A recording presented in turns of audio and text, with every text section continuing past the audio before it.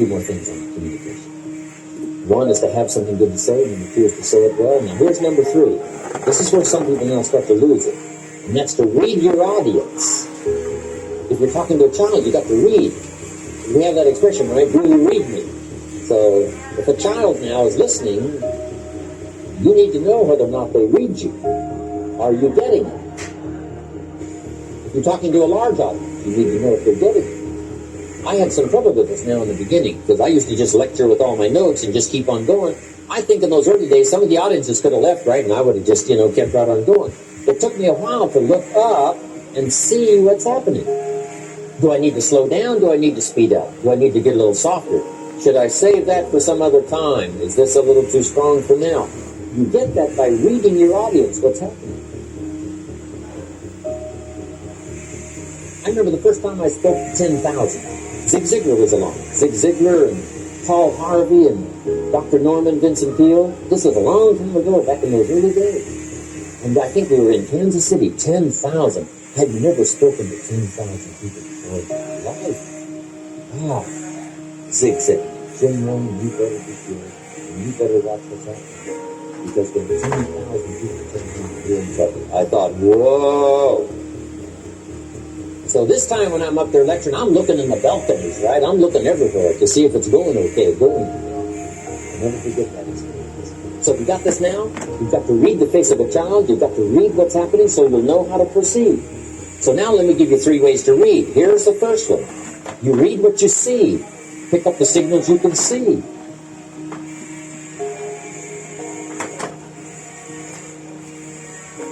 If you're talking to somebody and they got their arms crossed like this and their chin tucked down and they're frowning, hey, this one looks like you got your work cut out for you. This one's not going to be easy. So we pick up those signals by what we see. Somebody's leaning toward the door. That means you got to hurry. They're not going to be here. So we pick up what we see. Now here's the second one. We pick up what we hear. Mama said to me, if you want to be a good speaker, you have to be a good listener. If you want to communicate well with someone, you talk, let them talk. You talk, let them talk. In fact, Mama said, with 2 ears and 1 mouth, you should listen twice as much as you talk. It's not a bad idea. So listening helps you to pick up the signals what to say next. You listen to someone's comments, and then you answer the question, or you continue the conversation. So we pick up what we see. Second, we pick up what we feel. Now here's the third one that's a little mysterious. You've got to pick up what you feel. There's another place where women have it a little over the men. They learn to pick up these emotional signals where a man might ignore them. A woman seems to sense it. Women have this incredible antenna. They pick up everything, especially danger. Women are so good on danger. I think that was way back. Papa's off the body, Mama's home protected. And she learned to recognize the signs. She learned to recognize when there might be danger. So she developed these incredible instincts. Men can learn it. It takes a little more for us to learn, but women seem to have it built in. In the middle of the night, the baby cries. Mama's awake. Papa sleeps. Mothers sleep near the sofa, waiting for the least little sound. Or in the middle of the night, she nudges her husband and says, go look, something's bad. He said, I'm telling you everything's okay. She says, go look. He says, okay. He gets out of bed, stumbles downstairs. The front door is open. How did she know? They just know. I don't know how they know.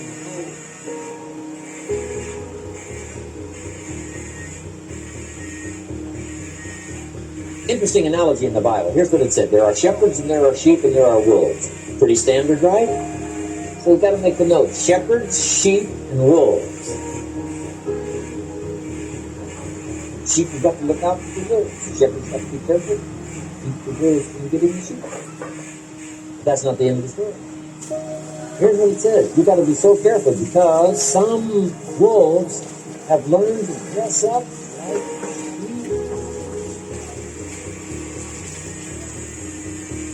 now you man says, looks like a sheep, talks like a sheep. Woman said, ain't no sheep. don't know how they know. When I was putting some enterprises together years and years ago, when I was interviewing someone to be part of the enterprise, I used to have friends that worked with me. And when the interview was over, I knew what I heard and I knew what I saw. But I would ask her, what? How did you feel? She would say, hey, I felt good. I didn't always take anything into account, but I never left it out. Or she would say something. Women know the something stuff. Something tells me something. What is that? I don't know. But here's what it can be. Very useful. Never ignore it. Now, men can learn to pick up these emotional signals. Signals that tell you, you shouldn't talk this harsh, you should back off a little bit. Yes, there are some things you can come on strong, but this is part of the love. Keep up your mood.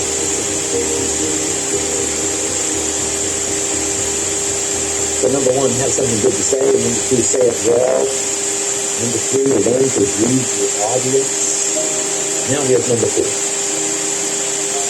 The fourth key to good communication is intensity.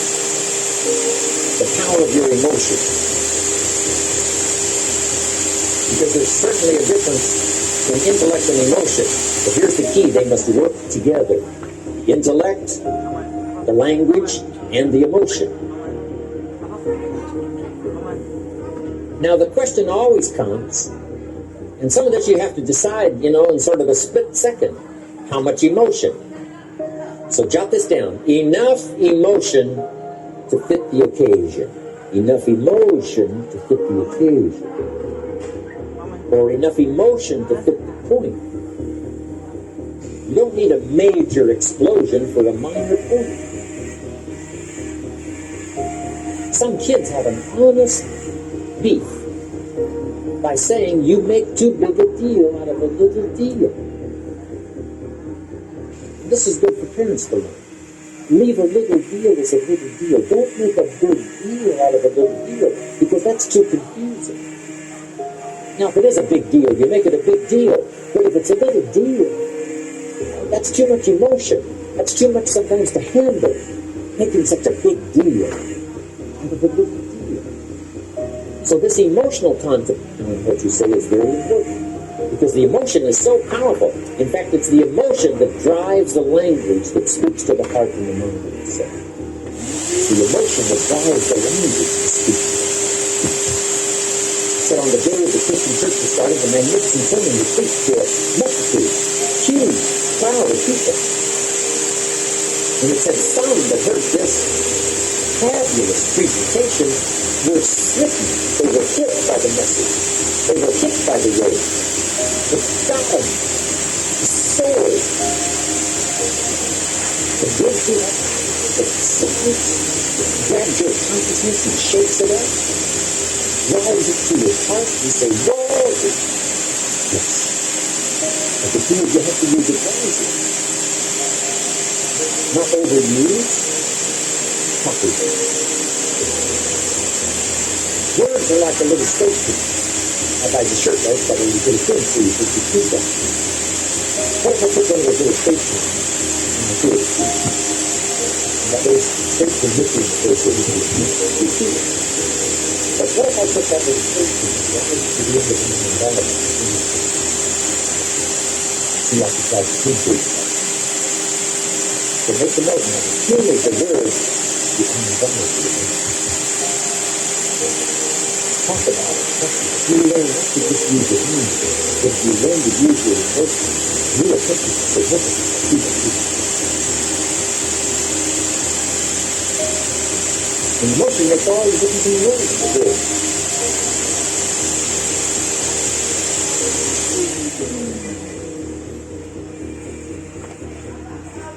Keep measured emotions with well-selected words.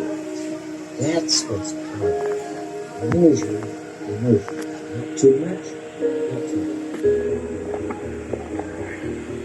much. We say, don't shoot a cannon at a rabbit. That's too much fire. It's effective, but you don't know it. One of my speaker friends said, "Did you get in there the other day?" I blew them all away. I said, "Oh no, where are they?" You blew them away.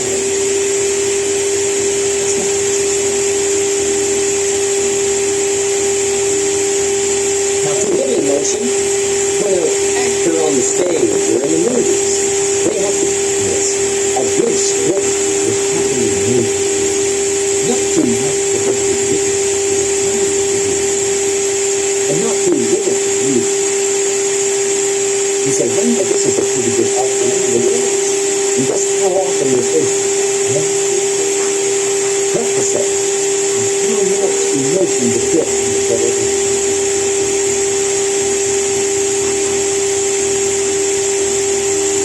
Now next, let's talk now about being effective in what we call tourism.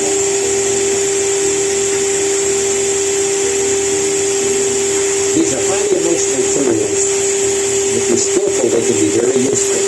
But you've got to underline the word last. Tools of last resort. When you're dealing with problems and challenges, and you're dealing with opportunity and promise and future, sometimes you have to use these tools of last resort. Not to be used unless there's like no hope left. This is the only thing left.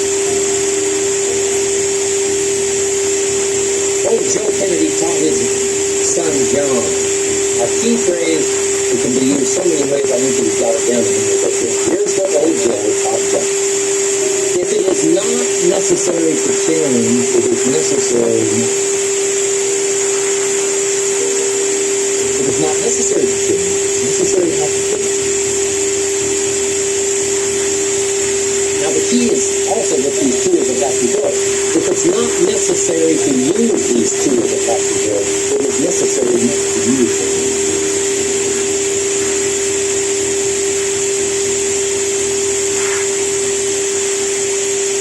So now let's talk about now there are occasions in the process to use these people.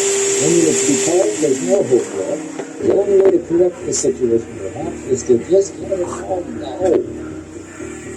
But here's the key to temper. Not every day and not all day. As a tool of last resort, you might resort to your temper.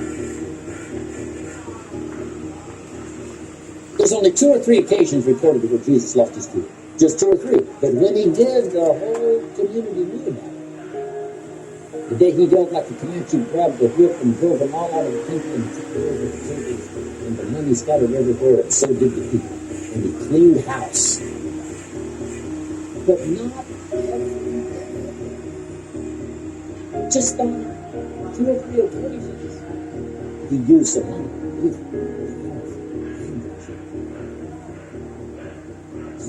Anybody would use that language with fear for your life.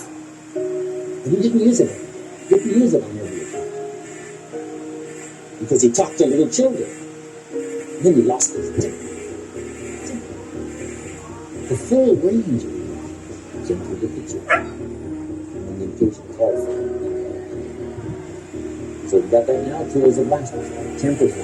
If it is not necessary to lose your temper, it is necessary not to lose your temper. To. Next, a direct attack where you go after someone directly. Usually to solve the problem, you go indirectly. Let me tell you about the man who said it was going to be okay and it wasn't okay. Here's what I told him and he ignored me. Here's what happened to him. Now you're trying to get this message across to somebody you're talking to, but instead of telling them directly, you use the illustration. Here's what we call it, third party.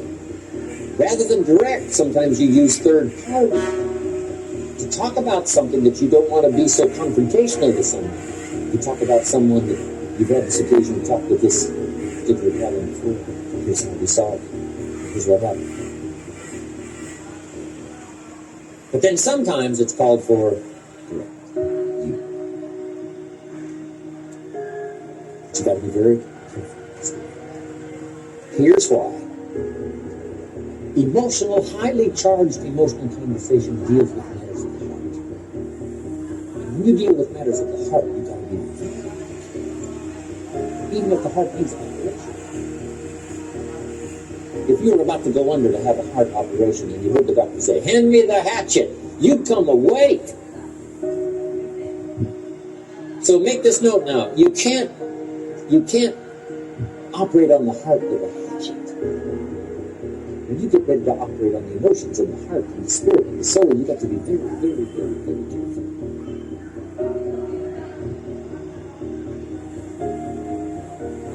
Next, scolding. You got to be very careful of scolding because it is so highly emotionally charged, especially in public. You got to be very careful. Somebody walks in late, you say, "Where have you been?" See, that's loaded. You wouldn't want to do that unless it happened so often, and there was no other hope to correct the situation, to blurt out something like that. But on the first occasion, no. You find other ways, but as a tool of last resort, you could use scolding. You've got to be careful in scolding your children. Only when it's totally necessary and called for. What if you scolded your children all day long, all day long, all day long? Here's what scolding does. It sort of cuts to get somebody's attention. Now the cut will heal, and maybe you needed to cut somebody to get their attention. And now you can cover the matter, and it's okay, and finally someday it'll be forgotten. But if you did it all the time, some parents scold their children all day. And yes, it may heal, but who knows what psychic scars may be left by being slashed every day, cut down every day. So have you underlined it now? Tools of last resort to scold. Some things are too severe. Some language is too severe. Causes more harm than good. Some punishments are necessary, but we consider some punishments a little too severe. In some countries, if you steal, they will cut off your hand. And we say, that's a bit much. Maybe a little piece of the finger. Not the whole hand. But it is effective. You say, did you ever steal anything else? He said, you kidding, with one hand? I mean, my stealing days are over. But now remember now, jot this down now. Severity only when it's called for.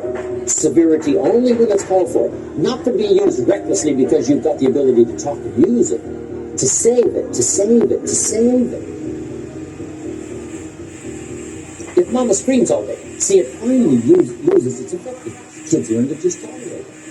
Someone comes to visit and they say, don't mind mama, she's just a screamer. Right? She just screams all day long. See, now it's lost its effectiveness. And now it could be tragic. The little 3-year-old is headed for the street and a truck is coming and mama screams. Everybody ignores it. If mama saves up her scream, so the day she screams, the world stops. And everybody around her blood begins to ice around. Safety, use it, is that it?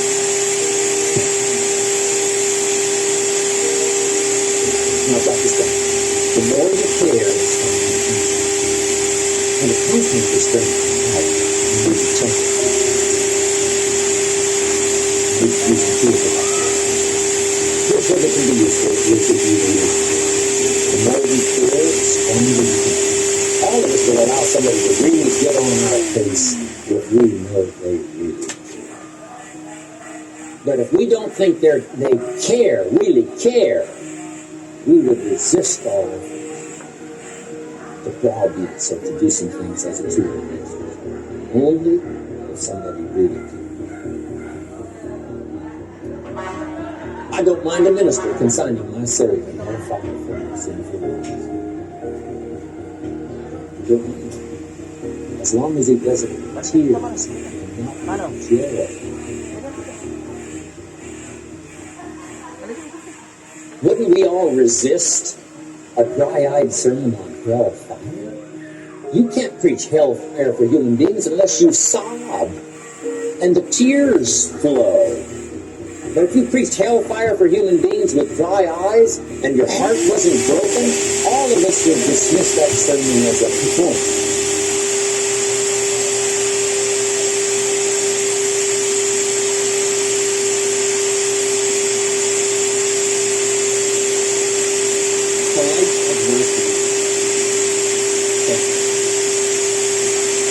challenges, the ones I hated in the moment, I am beyond grateful. It became invaluable. Those moments that forced me to be more than I was. Step out before I was ready so that I could arm myself for the path that was meant for me. Thank you for those times I was afraid. You taught me that the darkness is never as bad as our thoughts make them out to be. And when we learn to trust ourselves, we realize that fear becomes strength. Thank you for those times I fell short of expectations. Quite hit the mark. You taught me that it's not about me. It's not personal. It's about taking that awareness and going at it again more intelligently. Thank you for the times I felt alone. The times I didn't get the support I hoped for or anticipated. You did two things. Reinforce the value of an effective, committed team, but you also emphasize that if that candle is going to stay lit, it's going to be because I commit to keeping it lit. And when tempted to point out and blame the external world, I must pause, reassess, and focus on the world within.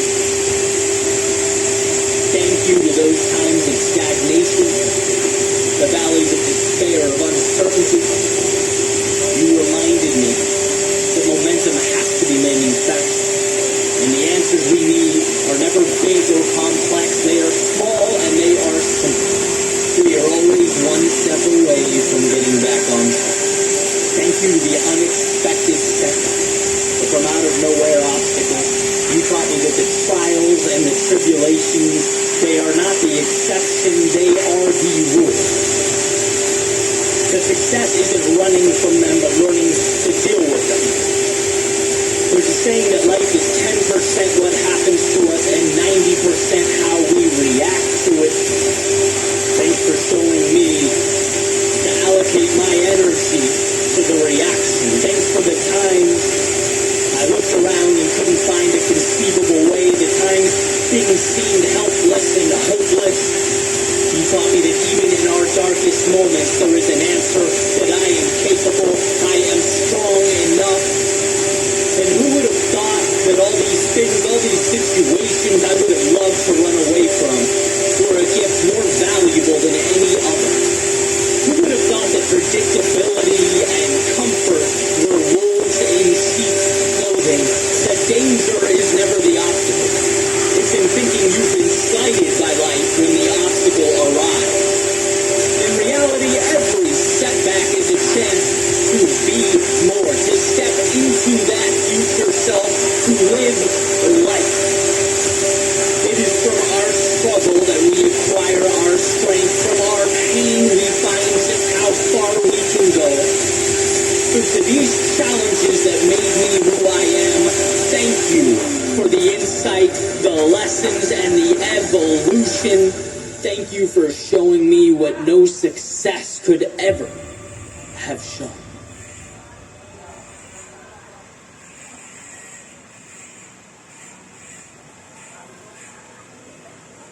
The miracle isn't that I finished. The miracle is that I had the courage to start jumping.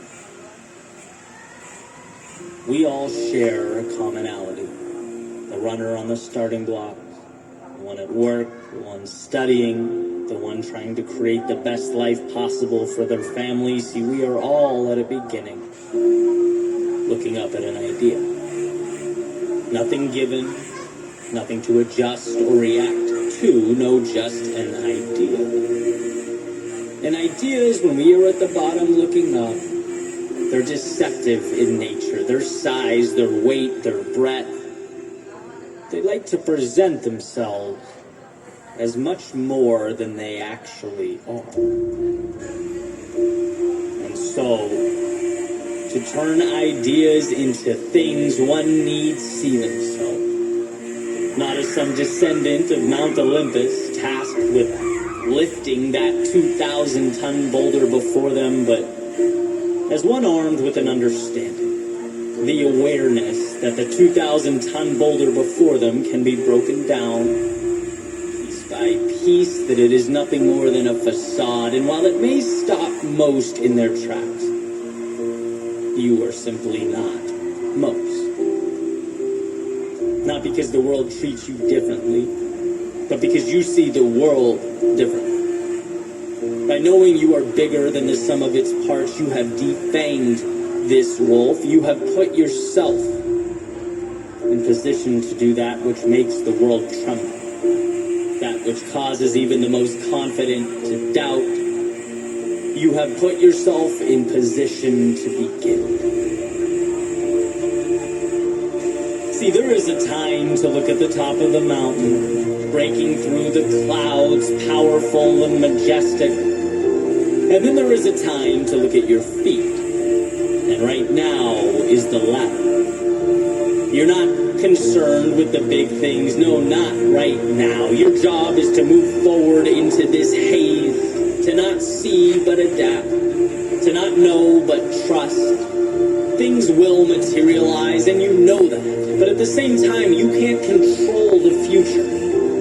Your battle is right now, and it's with the space immediately in front of you. It's with the thoughts attempting to deceive you. It's with the things the outside world will tell you, but forward motion is the antidote to all of that. And so forward you must go. The beginning is always the hardest because our thoughts are a mightier foe than life's obstacle. Thoughts take on lives of their own. They become monsters, demons, dead ends, obstacles. On the other hand, just ask that we adjust. There is no obstacle that can't be addressed by stepping into it. And so while the temptation is to sit, thinking, speculating about how challenging the road ahead, this is where you think less and move more. Harness the world as it comes, because the truth is nothing is as big as it appears to be. Life is incredibly solvable. Every problem has a solution. Every bad chapter ends. Every setback is a chance to be more than you've ever been. But how would you know that? If you bowed down to the mountains in your head, how would you know that if you never began? So let today be the dotted line you sign with your future self.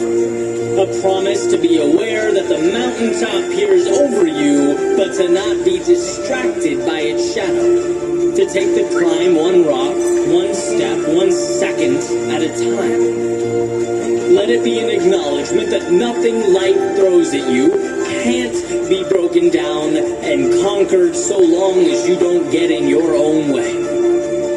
Gone are the days of being held captive behind steel bars of self-doubt and fear. That road ahead is not the problem.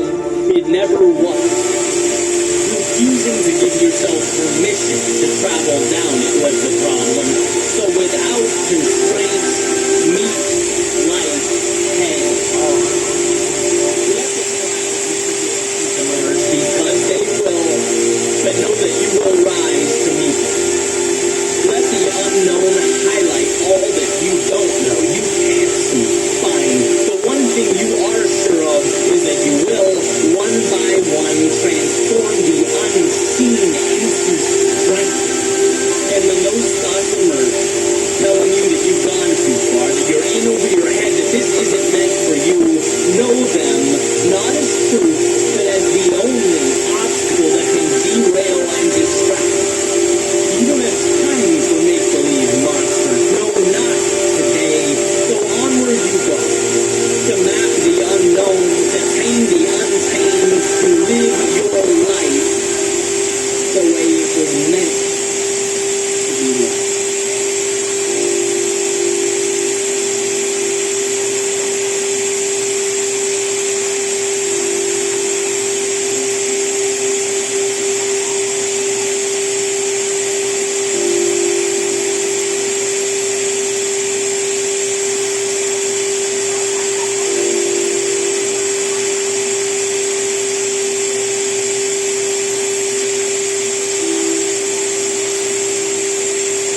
numbed out perception of it all.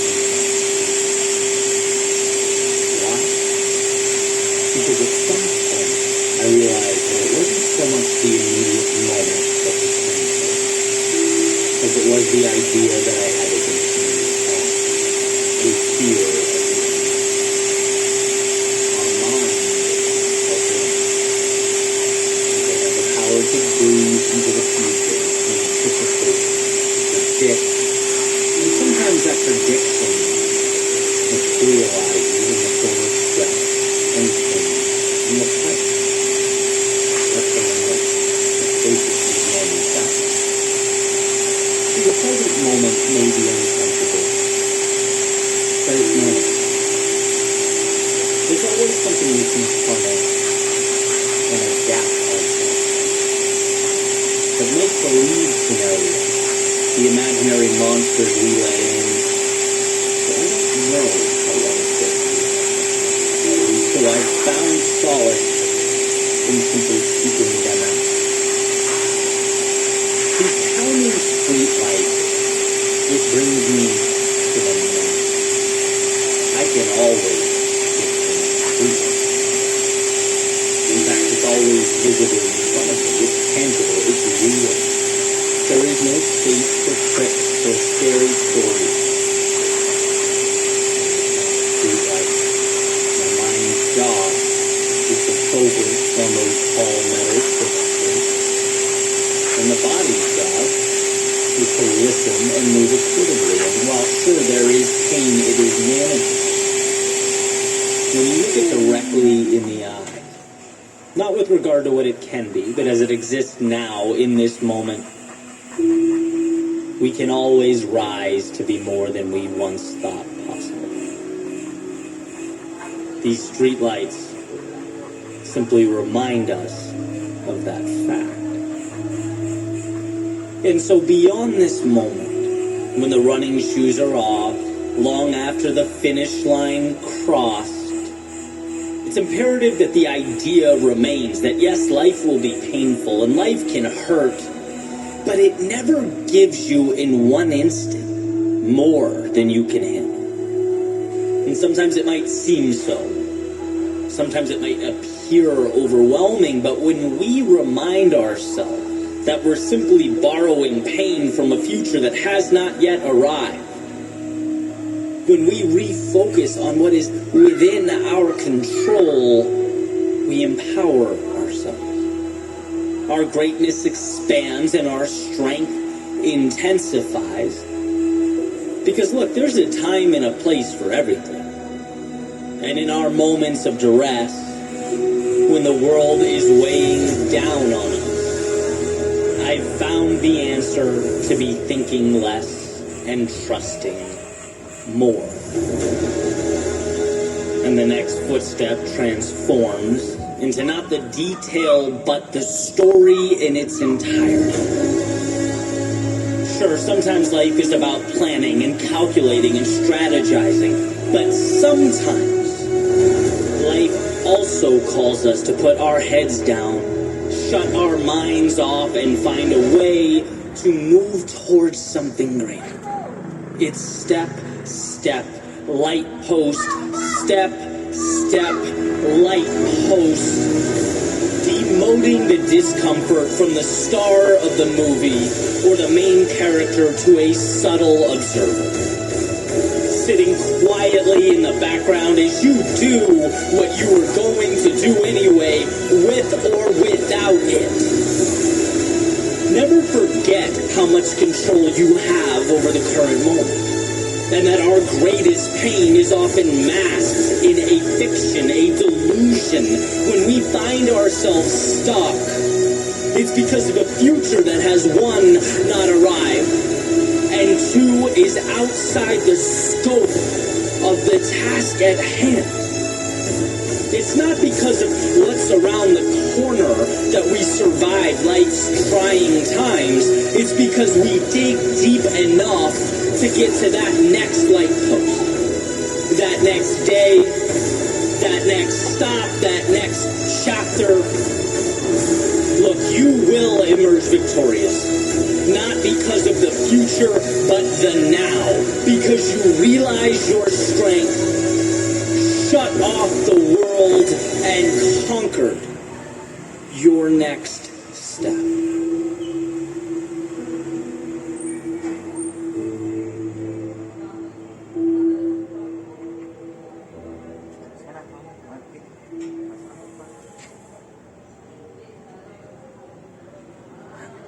Why chase down the difficult things? It's certainly not being productive for the sake of being productive. Not for the front, for the trophies. It's because meaning in life is directly tied to conquering